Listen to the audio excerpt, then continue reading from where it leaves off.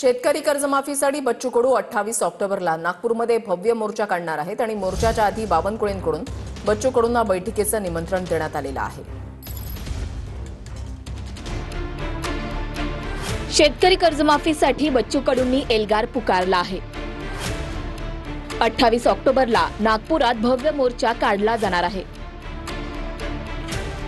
शेकडो ट्रॅक्टर, बैलगाड्या, मेंढ्या, जनावरं घेऊन बच्चू कडूंसह शेतकरी नागपूरच्या दिशेने रवाना होणार आहेत। तर मागण्यांवर चर्चेसाठी बच्चू कडूंना 28 तारखेला सरकारकडून बैठकीचं निमंत्रण देण्यात आलंय। उच्चस्तरीय बैठक होत आहे मुख्यमंत्री महोदयांकडे, त्यामुळे थोडा आंदोलनाबद्दलचा विचार करावा।